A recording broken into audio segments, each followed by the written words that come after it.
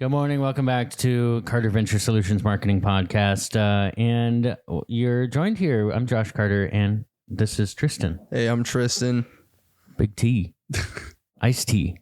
You know it. Yeah. All right, cool. So, Tristen, we're going to talk about marketing because that's what we do here. I want to start with Olipop, by the way, which is like, if you don't know what Olipop is, you're going to, because they're surging in the advertising right now, and their products are incredible. Have you ever had Olipop? I've never had it before, no. So here's where you can find Olipop. It's it comes in a can, and I just spotted some the other day for my son, who's 11, in the kombucha aisle at the grocery store. So they got like all the booch, Olipop, which I have to believe is a strategic choice on itself, because when I say kombucha, would you agree that you believe that it's fairly healthy or not healthy? Yeah, it's healthy. It's fermented. Everybody knows. Yeah, right. Yeah.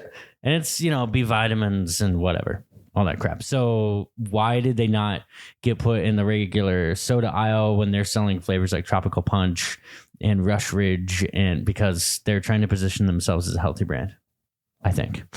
So is Olipop healthy though? Well, the ingredients are certainly no high fructose corn syrup. I noticed no dyes, which is huge. Oh, cool. I'm talking about you, Mountain Dew. So what's up with all the dyes? This stuff is illegal other places, but we can sell it here anyway. Red 40, man. And people, people don't want that stuff anymore. So Olipop is taking aim at Mountain Dew, according to marketingdive.com, with a new flavor, a can of Dew. That's D-O, a can of Dew ads. And the soda campaign here is including spots from the duo that wrote that show, I Think You Should Leave. Have you seen that show? No. Dude, you got to watch I Think You Should Leave. Really? It's hilarious. No, have you seen? Okay, I'm going to just say a trigger warning real quick because I swear a lot, and this is my podcast, so I'm going to swear, but I'm going to tell you right now. I Think You Should Leave has, what is his gosh darn name, the guy? Tim something or other. Have you seen the meme where he's like, I didn't? Have you seen that? Probably. Dude, that's what that's from. It's from I Think You Should Leave. Anyway, it's really funny. So, here's one of the ads from Olipop. Okay, we're just gonna listen to it. These weird old bones fit together. So tired of this. Try this new Olipop. Has wholesome energy and high fiber. Also, no one knows what these things look like. I buy it. New Olipop Ridge Rush. Solid. That was a video ad, YouTube video ad. That was great. Here's another one. And the second commercial, an alien hits in the late afternoon, defeated that he will never be able to conquer Earth. His human colleague gives him an Olipop, which reinvigorates the alien to try again. Here we go. This thing! I will never conquer your planet! Of course you will. Try this Olipop. It's got wholesome energy and high fiber. Oh! I got this! See? I told you. Yeah! New Olipop Ridge Rush. Wow. So they're also, I can see why Marketing Dive is claiming that they're taking a stab at Mountain Dew, because like a lot of green in these ads. Ridge Rush is apparently a lemon lime flavor, which is Mountain Dew, right? High fiber. What does he say? High fiber in every ad. Yeah, wholesome energy too. So they're really marketing that. Wholesome energy. Okay, that's solid. I can dig it. I wonder what the caffeine content is. Oh, I don't know. Let's Google it. Yeah. Hold on. I just say that as you're drinking. What is this behind me? A ghost? Yeah. Red berry. And what's the caffeine content in that thing? 200 milligrams. Just enough to kill a horse. Yeah. 50 milligrams. So not terrible if you're feeding it to your kids, I guess. That's pretty much like a can of soda. Yeah. And then the fiber, I guess, that's good. Oh, but it's only true if you're getting the green tea one. If you get all the others, then there's no caffeine. That's interesting. So now we've targeted the youngers, and the brand itself, when you're looking at their packaging, like look at that. Cherry cola. It's very simple. And Olipop, interesting name. Obviously, we know what that ties back to. So I don't know. Good for them. And ultimately, Mountain Dew is really targeted at younger people. It always has been. And that's how they made their money, which is funny because I understood that Mountain Dew was originally created as a whiskey mixer. Really? It wasn't even meant to be marketed to kids. And then they figured out like, oh, surprise, kids super duper love super sweet things.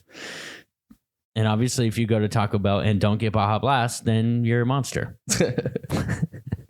All right. What are you going to share with us today, my friend? What'd you bring to our podcast? What are we talking about? I saw this thing on Marketing Dive. This Gatorade scores a touchdown with inclusive football campaign. Oh, okay. And I thought it was interesting because they're including flag football in it, which is, safer than regular football. I got quite a few concussions from football, so I think that's pretty sweet. That explains a lot. I'm just Yeah. kidding. No, that's solid. And PepsiCo, do you remember the old days? Their old, PepsiCo, obviously the soda companies are spectacular marketing. They always have been. Convincing people to drink things that are relatively bad for you is not always easy, right? But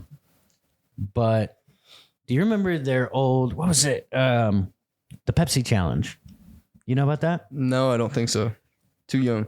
I don't want to steal the show from you, so you go ahead about Gator. I'll tell you about the Pepsi Challenge later. I just read a little bit of it, but they're partnering with Lamar Jackson, who's a really well-known quarterback, and the campaign puts a heavy emphasis on inclusion, which I think is just super important, especially in this day and age. And also they have a focus on the role of women in the sport, which a lot of people don't know that women can play football, especially in high school. We had a second string kicker who was a girl, and she could kick like crazy. Wow. I just think that's great. Yeah. I mean, you just love to see this kind of thing because, I grew up in Scouts where now they allow girls. Yeah. But back when I was in Scouts, they didn't.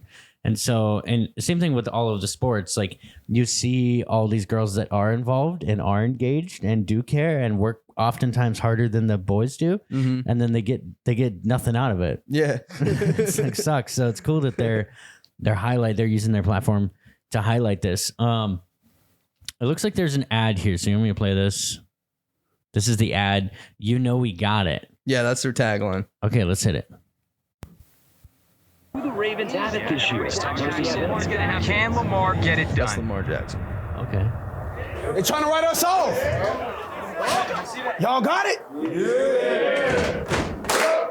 How hard? Oh, we got it. Oh, cool. That's right. Oh, we got it. That's all. That's right. Oh, we got it. Y'all ready? Let's get it. You ain't never gonna stop us, cause we got it. Let's get it. Let's get it. God, that friggin' lightning bolt logo. Uh-huh. Because remember, it used to be long form Gatorade, and then they added the lightning bolt, and now like every other brand, just like Target did. Yeah, they shortened it all into the bullseye. Now it's just a lightning bolt, which is beautiful because you can work that lightning bolt in so many places. It's got the orange going on, dude. Solid. Yeah, it's definitely a hype video, and I like at the end there was that kind of like call to action, like is it in you? Because the whole ad is we got it, and it's like is it in you, and it's kind of just like it is. It really made me feel something. Oh, that was narrated by Michael Jordan. Really? How did I not know that? That's so cool. What a way to go, Gatorade. Once again, PepsiCo absolutely crushing. And the cool thing about PepsiCo, again, I was going to tell you the story. So like, a lot of the books that I've read about marketing over the years talk extensively about brand strategy and how it's been executed inside of the framework of beverage companies, whether it's alcohol or non-alcoholic or soda or whatever.